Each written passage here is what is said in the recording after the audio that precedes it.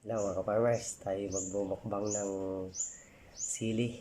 Inihaw ko lang ito ng kaunti at kakain na natin. Tapos tayo may sawsawan dito na suka na may bawang lang. Okay na yan.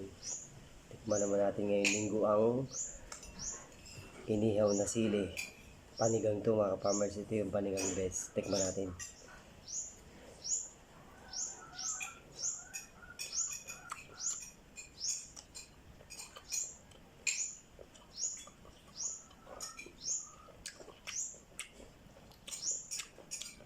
Medyo maanghang talaga.